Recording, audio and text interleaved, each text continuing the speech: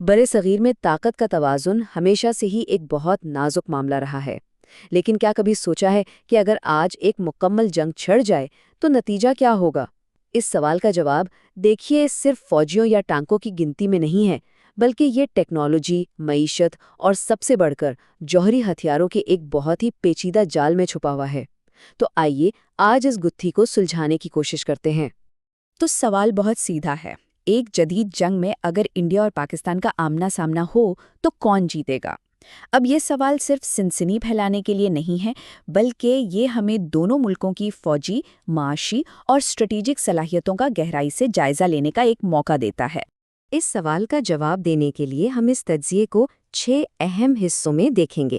ہم روایتی فوجی طاقت سے شروع کریں گے، پھر میزائل ٹیکنالوجی کو سمجھیں گے، جوہری ہتھیاروں کے سائے پر بات کریں گے، معاشی محاذ کا جائزہ لیں گے اور آخر میں اس نتیجے پر پہنچیں گے کہ کیا اس جنگ میں کوئی حقیقی فاتح ہو بھی سکتا ہے یا نہیں۔ تو شروع کرنے سے پہلے ایک بات واضح کر دوں، ہمارا مقصد یہاں کسی فاتح کا اعلان کرنا بالکل نہیں ہے، بلکہ مقصد یہ سمجھنا ہے کہ جدید جنگ صرف میدان میں موجود فوجیوں اور ٹینکوں سے نہیں لڑی جاتی۔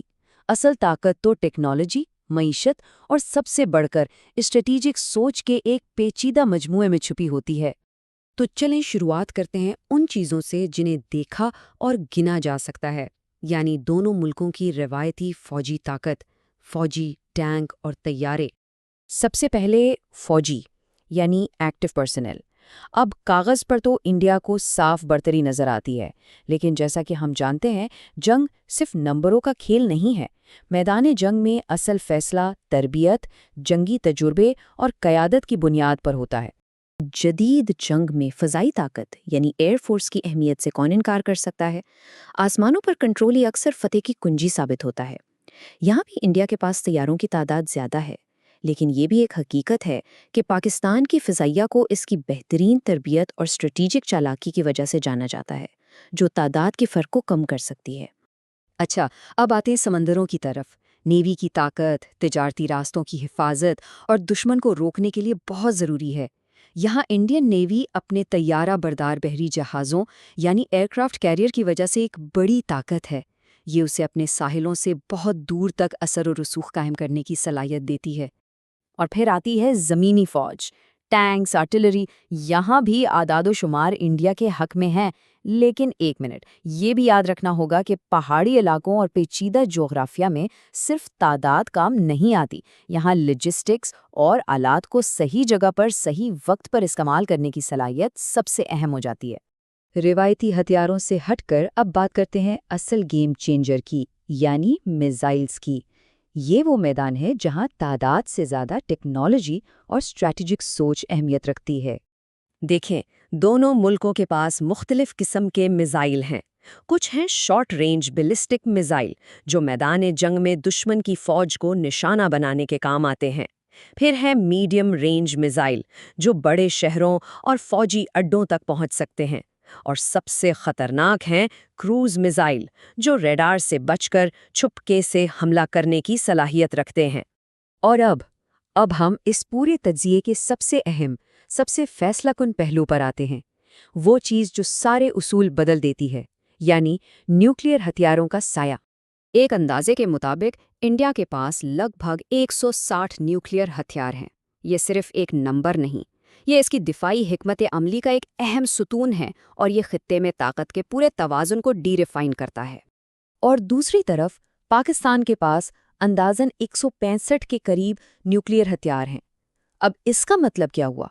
اس کا سیدھا مطلب یہ ہے کہ دونوں کے پاس ایک دوسرے کو ناقابل تلافی نقصان پہنچانے کی صلاحیت موجود ہے، جو ایک بہت ہی خطرناک تعطل یا سٹیل میٹ پیدا کرتا ہے۔ اور یہیں پر نیوکلیئر ڈیٹرنس کا تصور سامنے آتا ہے۔ بہت آسان لفظوں میں اس کا مطلب ہے کہ کوئی بھی پہل نہیں کرنا چاہے گا۔ کیوں؟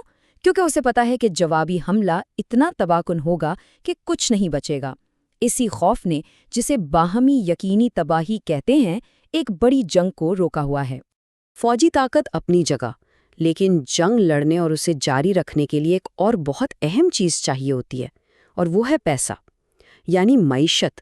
جنگ صرف میدان میں نہیں، بلکہ فیکٹریوں اور بینکوں میں بھی لڑی جاتی ہے۔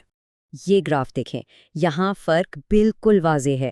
انڈیا کی معیشت کا سائز بہت بڑا ہے، جس کا مطلب ہے کہ ایک لمبی جنگ کی صورت میں اس کے پاس زیادہ وسائل، زیادہ پیسہ اور زیادہ صنعتی طاقت ہوگی۔ تو اصل بات یہ ہے کہ آج کی جنگ میں کسی ملک کی معاشی طاقت اتنی ہی ضروری ہے جتنی اس کی فوجی طاقت، اسی سے وہ اپنی فوج کو لمبے عرصے تک سپورٹ کر سکتا ہے۔ تو روایتی فوج، مسائل، نیوکلیئر ہتھیار اور معیشت، ان سب کو ملا کر اگر ہم اپنے پہلے سوال پر واپس آئیں تو کیا اس جنگ میں کوئی حقیقی فاتح ہو سکتا ہے؟ جب ہم سب کچھ ایک ساتھ دیکھتے ہیں، فوجیوں اور ٹینکوں کی تعداد میں فرق، میزائلوں کی صلاحیت اور ان سب کے اوپر نیوکلیئر ہتھیاروں کا زبردست سایہ، اور پھر معیشت کا فرق، اور ان سب سے بڑھ کر انسانی جانوں کا ناقابل تصور نقصان، تو ایک بات صاف ہو جاتی ہے، اس جنگ میں کوئی واضح فاتح نہیں ہو سکتا۔ ایک اسٹریٹجک اینالسٹ نے کیا خوب کہا تھا کہ جب دو نیوکلیئر طاقتیں آمنے سامنے ہوں تو جیت کا تصور ہی بے معنی ہو جاتا ہے، اور یہی اس ساری بحث کا خلاصہ ہے۔ تو یہ ہمیں ایک آخری سوال پر چھوڑ جاتا ہے۔ 21ویں صدی میں جب دونوں طرف تباہی کا بٹن موجود ہو تو فتح کے اصل معنی کیا ہیں؟ شاید اصل جیت جنگ کو ہونے ہی نہ دینے میں ہے۔